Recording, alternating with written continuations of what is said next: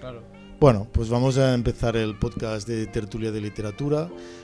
Hablamos hoy de American Beauty como película de punto de partida para poder hablar de algo así como la búsqueda de la belleza en la historia de la literatura y de las ficciones y de la narrativa.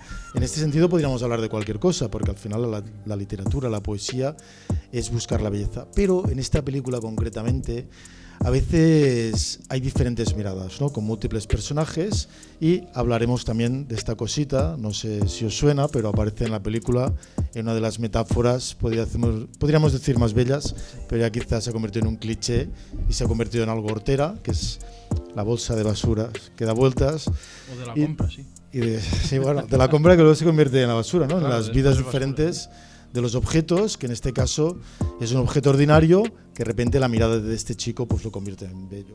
Bueno, pues hoy nos acompañas, Guillem, en este podcast, historiador casi, ¿no? Ahí, libre pensador, colega. Me gusta la palabra colega más que amigo, porque colega creo que significa algo así como que os elegís mutuamente, de coleguere o algo así, ¿sabes? De elegir. Persona que eliges libremente, recíprocamente. Bueno, ¿somos colegas, más o menos? Hombre, normalmente sí. Bueno, esperemos que este podcast no nos distancie. ¿Qué tal? ¿Cómo estás? ¿Qué quieres comentar así? Bien, sí. Bueno, aparte de historiador, como me has presentado, también trabajo de abogado. Ah, sí, se me había olvidado. Como subterfugio. Y hay 3 apuntes legales que querría hacer de... Vale, pues haremos... Que son muy interesantes, la verdad. Prospección legal de algunos de los pasajes, que hay unas cuantas situaciones de moral, de incertidumbre moral, ¿no? Y de acciones probablemente punibles. Haremos el enfoque también evidente, en este caso demasiado explícito, pero yo creo que muy bien conseguido a nivel estético, de la aportación del color rojo. Yo voy a decir unas cosas que quiero decir sobre todo de un libro de Anne Carson, de autobiografía de Rojo, y también pues comentaremos, yo creo que cuestiones de narrativa, de cómo está enfocada la narrativa, porque podemos empezar por aquí. Sí. Voz narrativa. ¿Quién narra esta historia de American Beauty? Pues aunque no se note del todo, porque luego la película va... Bueno, spoiler, ¿no? Va avanzando, sí, y luego se hace el spoiler, pero quien narra es el personaje en este caso que hace Kevin Spacey, que es Lester, que es el padre de familia y que narra desde post-mortem, lo narra desde el más allá, que nos damos cuenta al final de la película que él sigue narrando, pero acaba de fallecer. Bueno, spoiler, spoiler total, sí. Todo el rato. Por tanto, tenemos una voz... Bueno, como el sexto sentido, pero de otra manera, ¿no? Pero como narrador, el sexto sentido tiene... Bueno, sí, es verdad. El personaje que luego... El personaje que está muerto es el protagonista. Claro. ¿Y crees que tiene algún sentido que se elija este narrador post-mortem? Bueno, sí, porque hace o sea, hace como que el alma está explicando el cuerpo. Y desde el punto de vista, pues yo lo relaciono con... Bueno, es anglosajón, Sam Mendes no deja de ser anglosajón. Entonces, hay mucha... Ya desde Ockham ya se cree que el alma puede ver el cuerpo. Eso es un concepto muy anglosajón que se trasladó a Estados Unidos porque no dejan de ser anglosajones, ¿no? Pero sí, es un poco eso, ¿no? Y aparte, no sé si te lo ha parecido a ti, Ramón, pero a mí me recuerda mucho a Crónica de una muerte anunciada, porque ya te anuncia que va a morir. Sí, es verdad, al principio lo dice ya, es cierto. O sea, utiliza este recurso. No es tan lógico que utiliza Gabo. ¿Sabes? Que te hagan un spoiler tan bestia, ¿no? Claro, Gabo decía, porque no es tan importante, Gabo decía que quería anunciarlo para que se disolviera la tensión, claro, y entonces la gente se fijara en qué le sucedía a Santiago Nassar para llegar al momento de que lo mataban en este caso. A mí también me recuerda a La Amortajada de María Luisa Bombal, que es un libro que la voz que lo narra es la persona que ya está difunta en su ataúd, ¿no? Que está amortajada. Por tanto, la dificultad de darle voz a un ser intermedio, un ser que ha dejado de ser y un ser que a la vez todavía dispone de su yo, entendido que seguimos pensando que ese ser, aunque no sea, sigue siendo magnífico trabalenguas. No, aparte también el mundo de esa época era muy interesante porque hoy en día con un tráiler ya sabes de qué va la película, ¿no? Entonces tú no pensabas que iba de una muerte con el tráiler, porque aparecía mucho lo de la pureza Sí. de la juventud, los pétalos de rosa, ¿no? Entonces, Yo creo que tú, cuando te encontrás la película era como un sorpresivo. Es una igualmente. película que sorprende, sobre todo sorprendió en su época y creo que es un punto de inflexión en también las narrativas, en este caso de Hollywood. Sobre todo también sorprende porque sea una película hollywoodiense, que por un lado esta voz también te genera esta dialéctica, ¿no? de hablar desde la muerte, es hablar con la muerte y la muerte redefine la existencia. Saber que vamos a dejar de ser nos hace ver el mundo de alguna forma intrínseca, ¿no? En ese sentido él también dice que está muerto en vida el personaje principal y varios de los personajes están como en un lugar que si no han muerto están con sus vidas, con sus pasiones aplacadas. Sí. Entonces eso... Son ordinarios. Claro, viven en el mundo ordinario, pero de repente hay un hecho, varios, ¿no? Pero sobre todo también el hecho de que el personaje del padre de familia se apasiona con la amiga de su hija. Y de repente esa pasión, un poco ya prohibitiva, un poco, bueno, indebida, amoral, qué sé yo, pero pasión en cualquier caso. Bueno, ahí es un tema legal también. Claro, bueno, no sé qué edad tiene. No, pero por eso te decía que quería hacer... Ahora aprovecho para hacer un pequeño apunte inciso legal sí. del abogado. Ahí con 18 años, o sea, tú tienes dos mayorías de edad, 18 y 21. 21 te permite hacer X, 16 también te permite conducir, 18 te permite ser consentidor absoluto, ¿no? Previo a los 18 se considera que si la otra persona tiene 18 es violación automáticamente.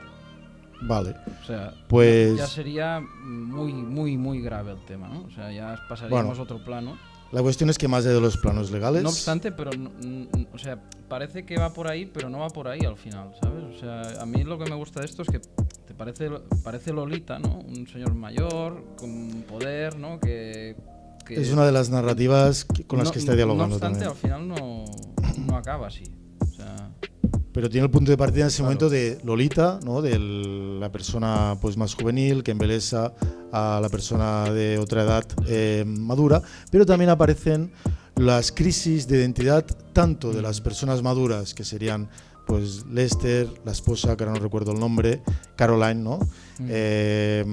Y luego... Bueno, la hija menor también. La hija, el otro chico que es el que hace la mirada, que ve la belleza en la bolsa de basura mientras da vueltas en ese remolino, que me recuerda a un verso de Clarice Lispector, que dice que vi un huracán que era como un cachorro, ¿no? Vi un cachorro de huracán, tan pequeñito, que solo da vueltas a dos hojas. Este verso de Lispector, pues también un poco bello, pues es lo que ve el chico ese con la mirada.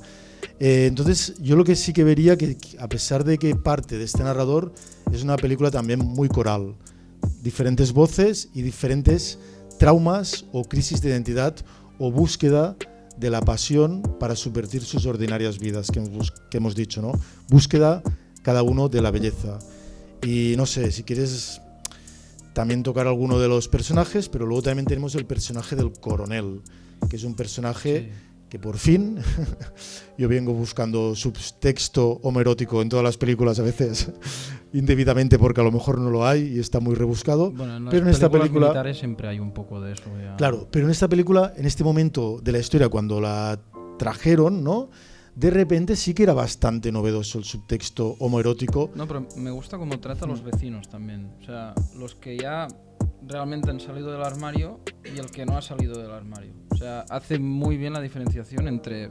Vale, porque hay un trozo que se va a presentar, se van a presentar los vecinos, ¿no? Que son pareja homosexual y se van a presentar al que es homosexual, o sea, al coronel. Le dicen, somos compañeros. Sí, sí. Y dice, ¿y qué empresa tenéis? ¿Sabes? O sea, es incapaz de entender el concepto compañero, ¿sabes? Lo que hemos hablado al principio, ¿no? Es incapaz de entender, pero entiende más de lo que parece, como Claro. se ve al final.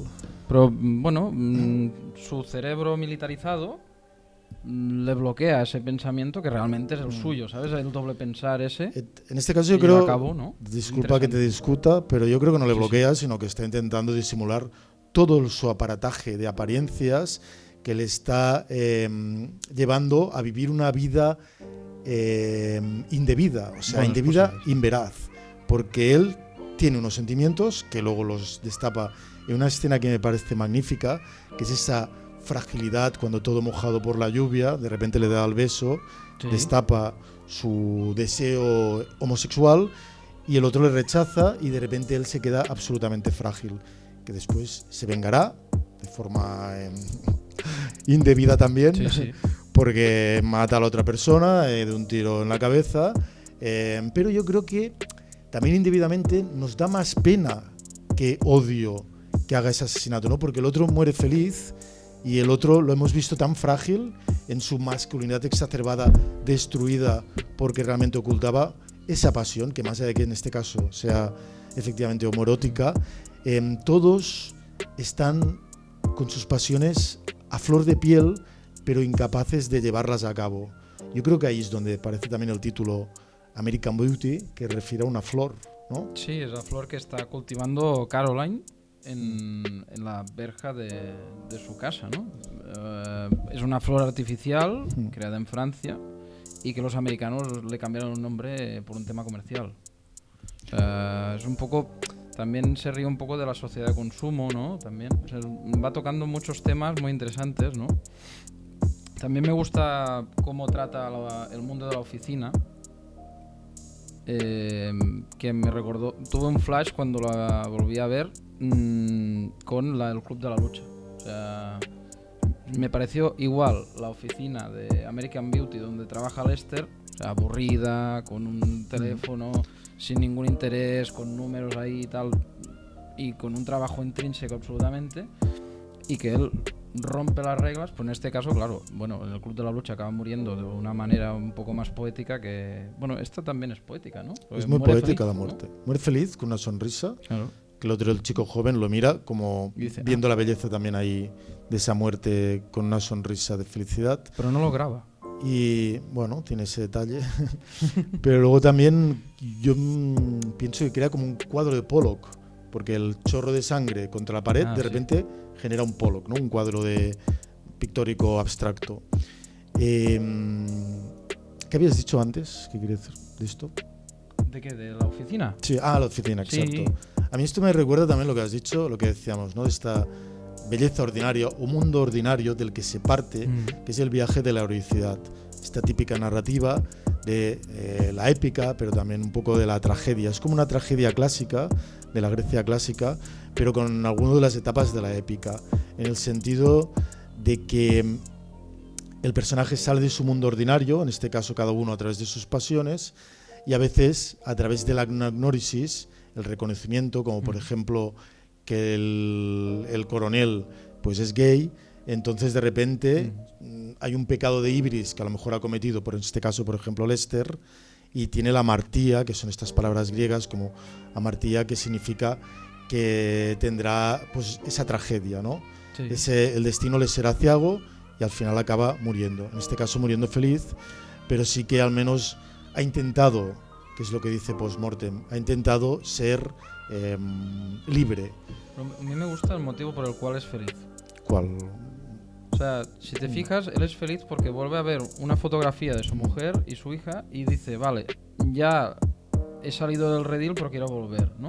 Es un poco... Bueno, hace volver. Un movimiento circular, ¿no? O sea, va como la Odisea, va y vuelve, ¿no? O sea, se va de aventuras, ¿no? Empieza a fumar marihuana, empieza a ponerse fuerte, intenta buscar, pues, la finalización de su amor platónico con la amiga de su hija.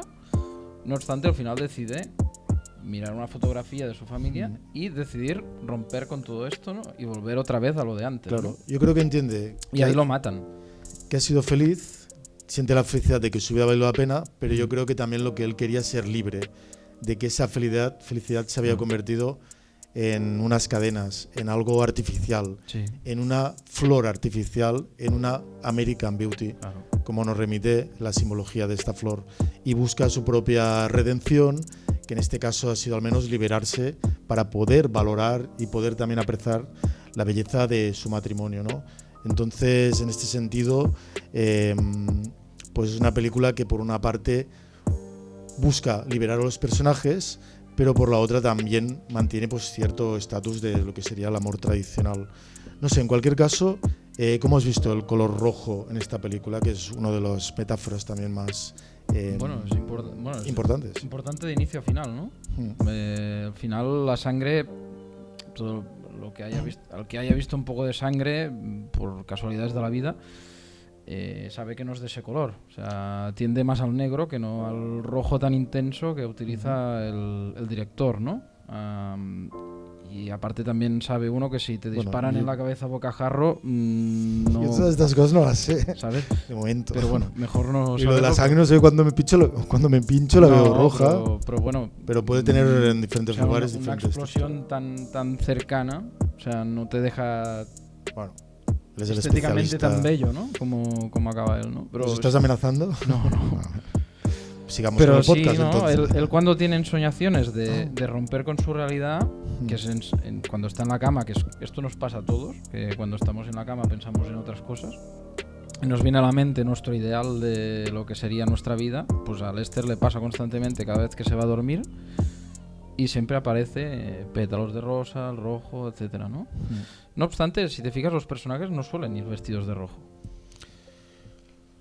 Bueno, el rojo aparece en momentos importantes, en los momentos en que aparece la pasión, claro. Esos pétalos de esa frescura, yo diría también de esa menstruación, menarquía, ¿no? Es la primera menstruación, ¿no? Como la pérdida de la inocencia también, y al mismo tiempo el anticipo de la tragedia, el cual empezarán a dialogar, bueno, acabarán dialogando estas dos imágenes, ¿no?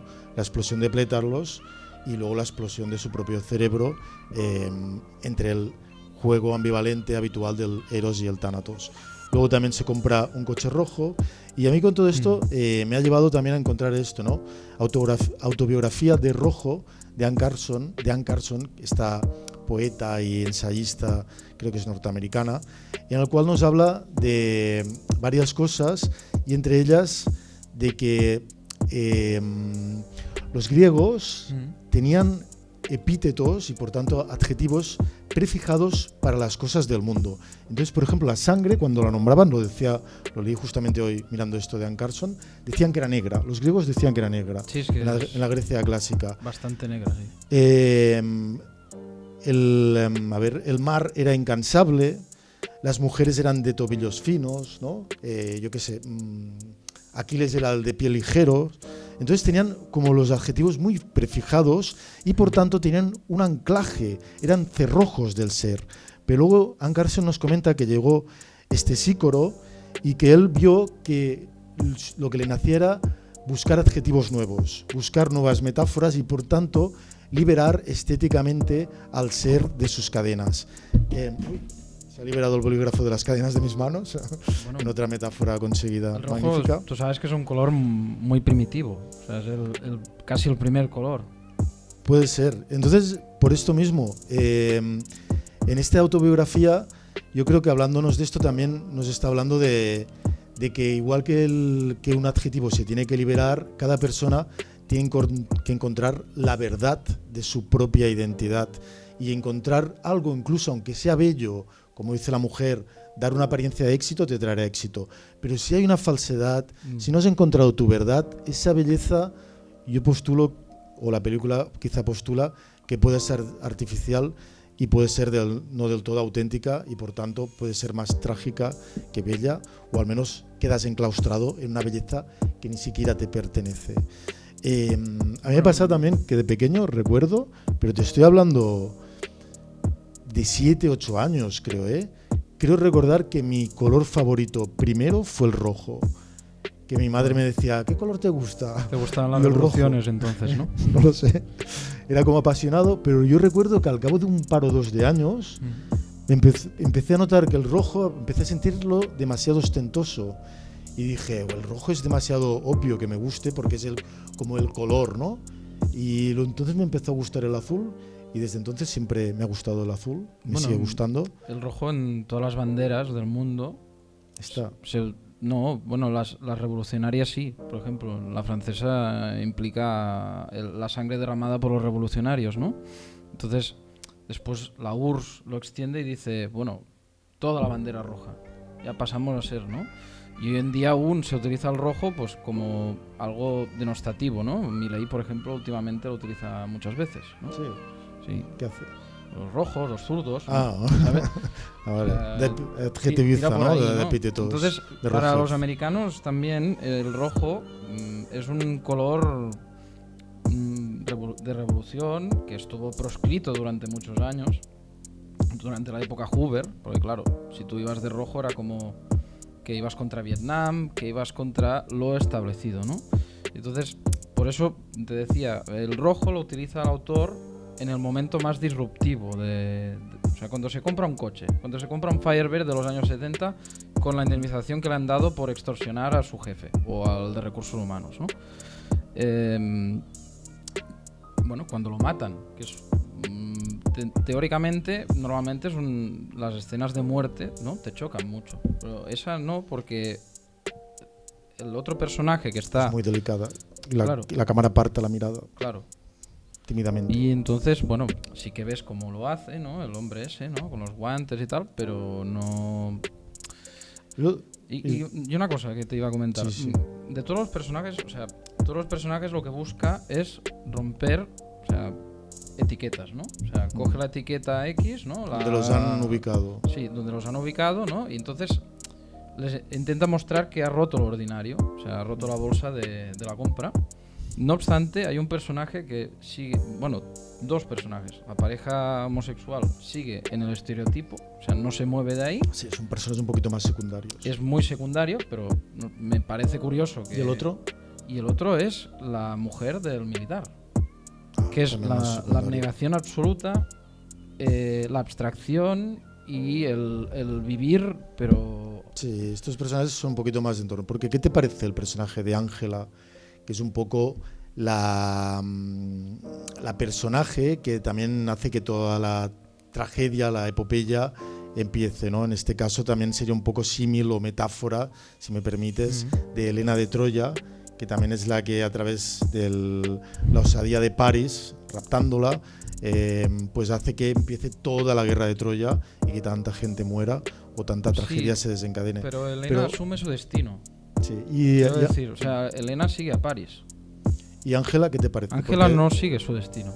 Hay un momento que dice, no voy a ser la Britney Spears que me han catalogado desde los 12 años, ¿sabes? Claro, vemos muchos casos del estereotipo de esta chica, ¿no? De la cheerleader que después se iba al canal Disney, que después la hacían cantante, no sé qué. Es un estereotipo muy típico de Estados Unidos, ¿no? Hay un trozo de la película que esta chica dice, bueno, si no se me dan bien los estudios siempre seré modelo, ¿no? Entonces, es un poco vivir demasiado en la estética, ¿no? Y creer que la estética te va a salvar de todo. A mí también me causa curiosidad porque ella dice que, ella manifiesta todo el rato como si tuviera muy claro su deseo y en parte su deseo es ser deseada, ¿no? Que es lo que decía un poco Sartre. El deseo es el deseo del otro, ¿no? De la otredad. Sí. En este caso, luego parece como también un ser frágil y yo creo que en parte a mí me resuena a como que no tiene claro quién es ella, porque ella ha entrado casi también en un cliché que en principio es un cliché triunfador, pero que no sabe ni siquiera lo que desea porque intenta que el deseo de otra persona o de las otras personas la configure. Mira, esto me recuerda una cosa que va a ser un poco así, pero es igual, ya total.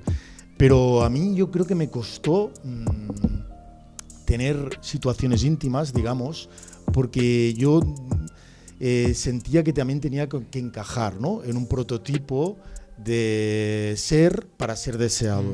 Entonces yo creo que hasta que yo no me instauré mi propio ser literario, hasta que no, pues justamente aparecí en este espacio y se fueron configurando una serie de concomitancias a mi alrededor, yo no me sentía como constituido en mí mismo para tener deseo o compartir el deseo mutuo. No sé si se entiende, pero quería contar esto, pequeñas intimidades. Pero y entonces, para yo poder compartir ese momento también tan frágil de la carnalidad mutua, necesitaba yo al menos en ser auténtico. En mi caso, yo no digo que otra gente no pueda hacer el teatro mundi de las poses y todo eso, pero yo necesitaba ser yo mismo, con toda mi estupidez, con toda mi carga literaria, para atreverme a compartirme frágilmente, pues esto, ¿no?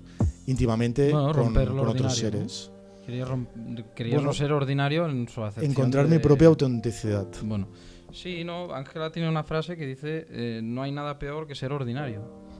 Entonces, ella cree que no es ordinaria, no obstante sí lo es, y se lo dice el personaje que para mí es el segundo narrador, que es el que va grabándolo todo, ¿no? Que es el vecino que lo va grabando todo y le dice, es que eres ordinaria. Fea le dice también. Bueno, también le dice fea, pero ahí bueno, ya eso ya es un poco ya... Pero la otra también los está insultando. Sí, claro, bueno, se sube un poco, pero es que ella empieza a llorar no con lo de fea, sino con lo de ordinaria. Entonces empieza a llorar porque le dicen que es ordinaria. Claro, pero al final yo también entiendo esto. Ordinaria en el sentido de que no has encontrado tu verdad. No, pero él se lo dice desde el punto de vista de que forma parte del organigrama de la sociedad. O sea, es parte del abejero. No. ¿Vale? Entonces ella se cree que es la abeja reina, no obstante ella le dice, no, eres una abeja obrera, ¿no? Entonces el personaje este es interesante porque, bueno, fuma porque queda bien delante de los demás y queda más de adulto, va explicando sus aventuras sexuales que son inventadas, ¿no? Y no obstante eres una simple cheerleader que, bueno, ni tampoco. ¿Quién pudiera ser una cheerleader sí. simple a día de hoy? Es complicado bailar como bailan, pero ¿Te ves tú siendo una simple cheerleader? Ahora ha cambiado también mucho, ¿eh? Hay cheerleaders más así con tu perfil. Bueno, oye, sí, claro. Yo veo en partidos de la NBA que salen señores... Hoy en día es más mixto, con cosa gafas. Que está bien, porque antes era muy sexualizado esto del entretiempo del básquet, ¿no? Sí, pues bueno... Creo que el mundo ha cambiado. Esta película ya hace como un par de décadas que está por ahí. Creo que también nos ha ayudado a cambiar, a ver diferentes narrativas. Es un poco al final del podcast. En este caso, pues hemos trazado un poquito de líneas desde las que entender, pues como digo, esta historia, estas metáforas que nos trae Sam Mendes, bueno, todos estos personajes. Sí. Y no sé si quieres decir alguna cosa así como... No, a mí me ha recordado... Conclusión, colorario... No, a mí en sí la película me ha recordado mucho la frase esa de los japoneses, ¿no? De que el clavo que sobresale le tienes que dar un martillazo, ¿no? Entonces, el protagonista, cuando sobresale, le dan el martillazo. O sea, modo de clausura me parece que es un poco que cierra todo, ¿no? ¿Qué sería la película? Pues sí. Cada cual que haga lo que pueda, es la conclusión final. Sí.